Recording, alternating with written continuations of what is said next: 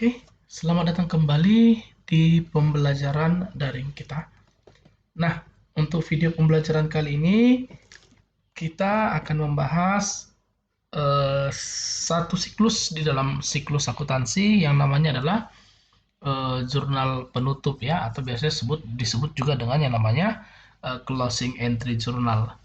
Nah, bagaimana sih atau apa sih sebenarnya pengertian dari jurnal penutup? Itu nanti teman-teman boleh lihat di deskripsi atau di catatannya tentang apa itu jurnal penutup, lalu kenapa harus dilakukan penjurnalan atau dilakukan closing entry dalam setiap laporan, itu silakan dicek atau dibaca baik-baik di dalam deskripsinya. Oke, langsung saja. Dari penggunaan ini kita akan mulai.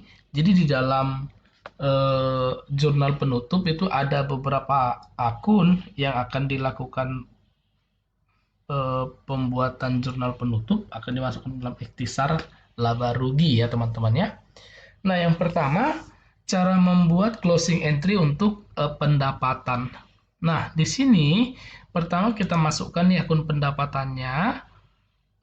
Untuk kolomnya di sini sudah ada rumus ya teman-teman ya. Sudah ada rumus atau perintah.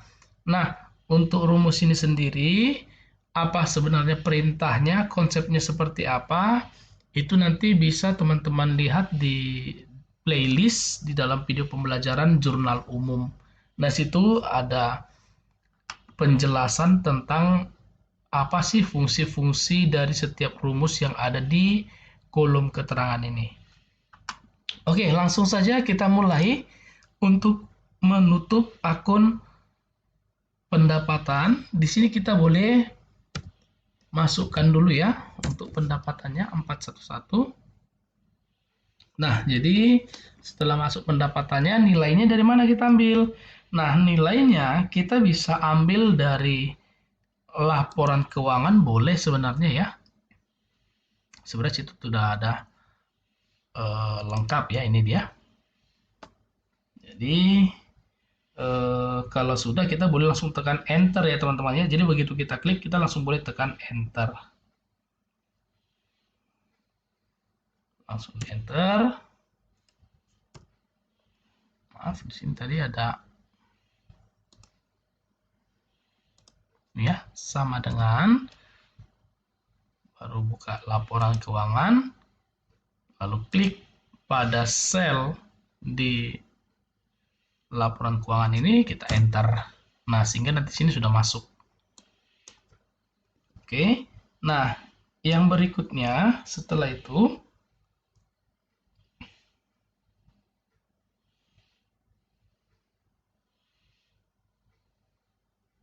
kita lanjutkan kembali.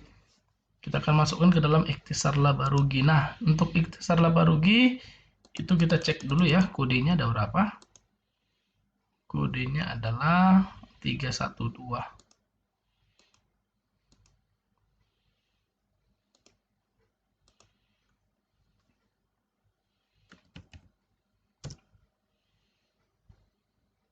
Nah, setelah kita ketikkan 312, maka berapa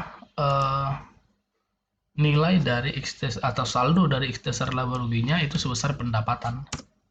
Oke. Nah, bagian yang pertama itu sudah selesai. Selanjutnya, kita akan menutup semua beban ke dalam ikhtisar laba rugi ya. Jadi di sini kita masukkan dulu ikhtisar laba ruginya untuk menutup semua akun beban.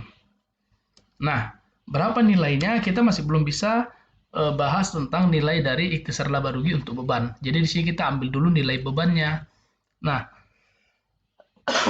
untuk nilai bebannya itu datanya bisa kita lihat, sebenarnya bisa aja dari neraca lajur ya teman-teman ya.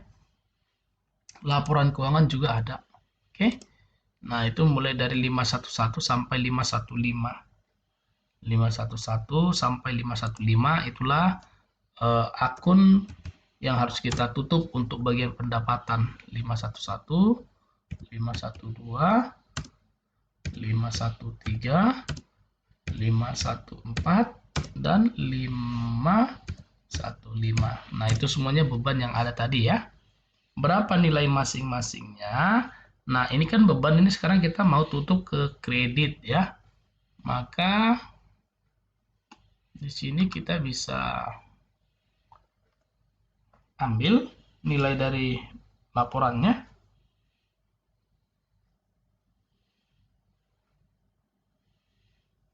Jadi kita ketikkan sama dengan buka, ingat ya, dari neraca lajur boleh, dari laporan keuangan juga boleh. Buka sheet laporan keuangan, ini kita klik ya. Ini kita klik, lalu kita enter. Masuk nilainya, maka ini boleh di drag langsung ya teman-teman ya. Sehingga nanti nilainya langsung dapat semua. Nah, jadi kalau sudah dapat semua, sekarang kita tinggal mengambil total dari ikhtisar laba rugi untuk beban. Nah, di sini kita boleh sumkan aja.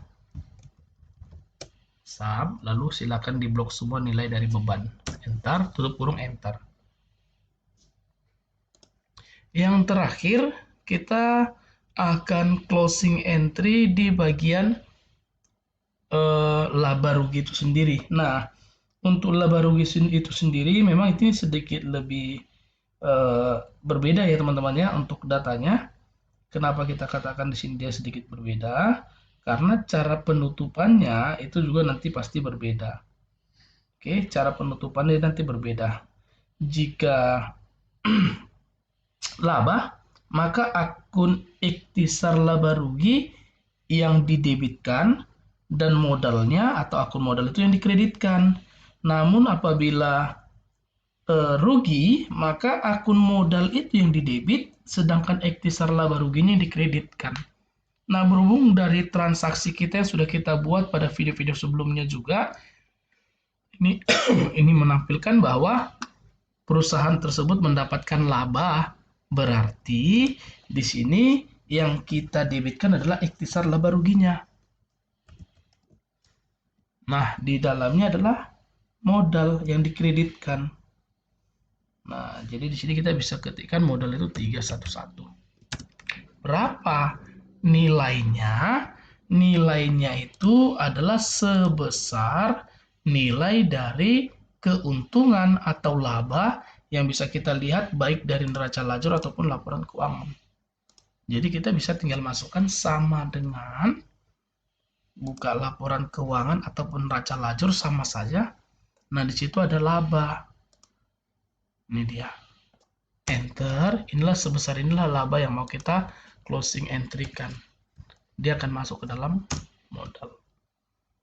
Nah, setelah itu kita bisa ketikkan sama dengan sum. Kita totalkan baik debit maupun kreditnya. Nah, ini dia untuk bagiannya. Jadi sebenarnya ada satu lagi yang bisa atau harus dilakukan yang namanya closing entry journal, yaitu prive ya. Nah, jadi untuk prive itu sendiri ketepatan dalam contoh soal kita tidak ada. Jadi kalau untuk prive itu sendiri